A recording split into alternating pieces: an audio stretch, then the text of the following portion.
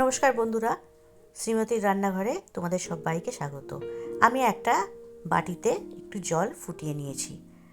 জলটা ফুটে গেলে আমি ধুয়ে রাখা লোটে মাছগুলোকে একে একে এর মধ্যে দিয়ে 3 থেকে 4 মিনিট একটু সেদ্ধ করে নেব। দেখো আমার মাছগুলো সেদ্ধ হয়ে গেছে। এবার আমি একটা কাঁটা চামচের সাহায্যে এর কাঁটাগুলো মাছ থেকে আলাদা করে ফেলে দেবো।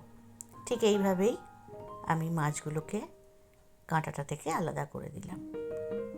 এবার একে একে সব মাছগুলো থেকে আমি কাঁটাগুলোকে এইভাবেই আলাদা করে নেব। দেখো বন্ধুরা, আমার কাঁটা বাছা হয়ে গেছে। এবার আমি কড়া গরম করতে বসিয়ে দিয়েছি। কড়া গরম হয়ে গেছে। এবার কড়াতে সর্ষের তেল দিয়ে দিলাম। সর্ষের তেলটা যেই গরম হয়ে যাবে, এবার আমি মিহি করে কুচিয়ে রাখা রসুন দিয়ে দিলাম। রসুনটা একটু ভাজা হয়ে যাওয়ার পর দিলাম পেঁয়াজ কুচি। পেঁয়াজ কুচি দিয়ে একটু আমি নাড়াচাড়া করে নেব।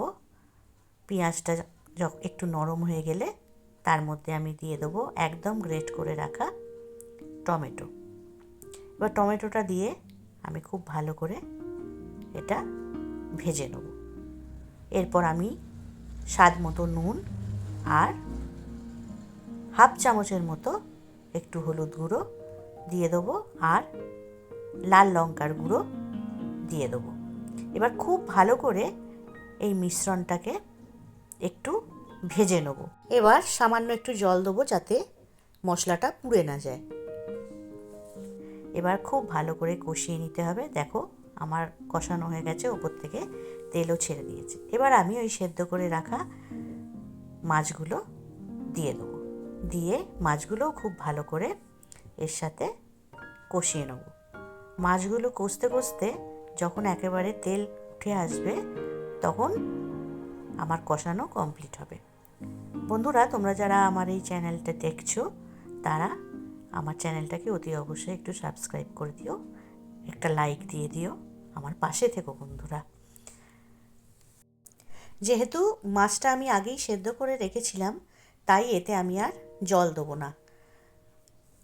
তাই কন্টিনিউয়াসলি এটা নেড়ে যেতে হবে, না হলে কড়াতে লেগে যাবে।